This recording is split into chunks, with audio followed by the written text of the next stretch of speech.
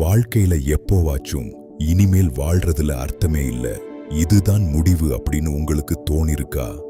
பாக்கெட்ல ₹1 இல்ல, சொந்த குடும்பமே நம்மள வெறுக்குது, நம்புன நண்பர்கள் இப்போ நம்மள பார்த்து சிரிக்கிறாங்க. இவர்தான் சிவா. வயசு 28. இன்னைக்கு தேதிக்கு அவருக்கு இருக்கிற கடன் ₹10 லட்சம். நாளைக்கு சாயங்காலத்துக்குள்ள பணத்தை கட்டலன்னா அவங்க அப்பாவோட பூர்வீக வீடு ஏலத்துக்கு போயிடும். வாழ்க்கைய வெறுத்த சிவா ஒரு பாலத்து மேல நின்னுக்கிட்டு தற்கொலை பண்ணிக்கலாம்னு முடிவு பண்றான். அவன் குதிக்க போகும்போது திடீர்னு ஒரு கரம் அவனை பிடிச்சு இழுக்குது. திரும்பி பார்த்தா ஒரு வயசான பிச்சைக்காரர். அவர் சிவாவை பார்த்து சத்தமா சிரிக்கிறாரு. சிவாவுக்கு கோபம் வருது. நான் சாக போறேன், உனக்கு சிரிப்பா இருக்கா அப்படின்னு கத்துறான். அந்த பெரியவர் சொல்றாரு, உன்னோட பிரச்சனை அந்த 10 லட்சம் கடன் கிடையாது. உன்னோட பிரச்சனை என்ன தெரியுமா? உன் கவனம் சிதறி இருக்கு. நான் சொல்றத செய்.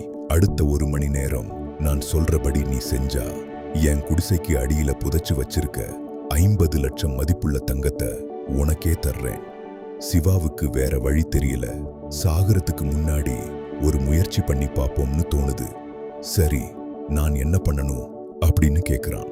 அந்த பெரியவர் சிவா கையில ஒரு சின்ன மண் சட்டியை கொடுக்கறாரு. அதுல விளிம்பு வரைக்கும் தண்ணிய நிரப்புறாரு. பெரியவர் சொல்றாரு, இப்போ இந்த பாலத்திலிருந்து நடந்து அந்த மீன் மார்க்கெட் வழியா போய் டிராபிக் சிக்னலை தாண்டி அந்த மலை உச்சி கோவில்ல கொண்டு போய் இதை வைக்கணும். ஆனா ஒரு சொட்டு தண்ணி கூட சிந்தக்கூடாது. தண்ணி சிந்துச்சுன்னா டீல் கேன்சல். இன்னொரு முக்கியமான விஷயம், எங் ஆளு ஒருத்தன் கையில பெரிய கத்தியோட உன் பின்னாடியே வருவான். நீ தண்ணிய சிந்துனா அவன் உன்னை கொல்ல மாட்டான், ஆனா உன் கால் நரம்ப வெட்டிடுவான். அதுக்கப்புறம் உன்னால நடக்கவே முடியாது. சம்மதமா? சிவாவுக்கு பயத்துல வேர்த்து கொட்டுது. வேற வழி இல்லாம நடக்க ஆரம்பிக்கிறான். வெயில் மண்டைய பொளக்குது. மீன் மார்க்கெட்டுக்குள்ள நுழையிறான். ஏய் மீனு மீனு அப்படின்னு ஒரே கூச்சல். ஜனங்க இடிச்சு தள்ளுறாங்க.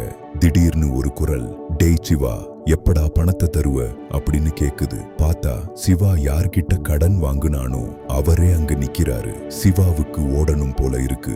ஆனா பின்னாடி கத்தியோட ஒருத்தன் வரான். கையில தண்ணி இருக்கு. சிவா ஒரு முடிவெடுக்கிறான். என் உயிர் இந்த தண்ணில தான் இருக்கு. கண்ணை சிமிட்டாம அந்த தண்ணியவே பாக்குறான். சுத்தி இருக்கிற சத்தம் அவனுக்கு கேட்கல.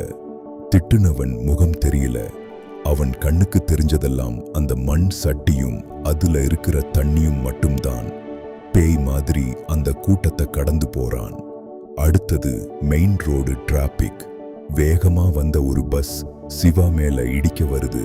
சிவா அப்படியே சிலையா நிக்கிறான். சட்டியிலிருந்து ஒரு சொட்டு தண்ணி விழலாமா வேண்டாமான்னு விளிம்புல ஆடுது. சிவா மனச தேத்திக்கிட்டு கைகளை இறுக்கி பிடிச்சுக்கிட்டு மெதுவா ரோட்ட கடக்குறான். கடைசியா அந்த மலைப்பாதை. காலெல்லாம் விண்ணு விண்ணுன்னு வலிக்குது. பசி வயிற்ற கிள்ளுது. ஆனாலும் விடாம நடந்து அந்த மலைக்கோவில் வாசலுக்கு வந்து சேர்றான். அந்த பெரியவர் அங்க சிரிச்ச முகத்தோட காத்துக்கிட்டு இருக்காரு. சிவா அந்த சட்டிய மெதுவா கீழே வைக்கிறான். ஒரு சொட்டு தண்ணி கூட சிந்தல. சந்தோஷத்துல கத்துறான், நான் ஜெயிச்சிட்டேன். பசி தெரியல, வலி தெரியல, எவன் திட்டுனானும் காதுல விழல. நான் ஜெயிச்சிட்டேன். கொண்டா அந்த தங்கத்தை. பெரியவர் அந்த மரத்தடி பள்ளத்துல பாரு அப்படின்னு சொல்றாரு. சிவா ஓடிப்போய் தோண்டி பார்க்கறான். ஒரு பை இருக்கு. ஆசையா அதை திறக்கிறான். உள்ள வெறும் கருங்கற்கள் தான் இருக்கு, தங்கம் இல்ல. சிவாவுக்கு ஆத்திரம் தாங்கல. பெரியவர் சட்டைய புடிச்சு உழுக்குறான்.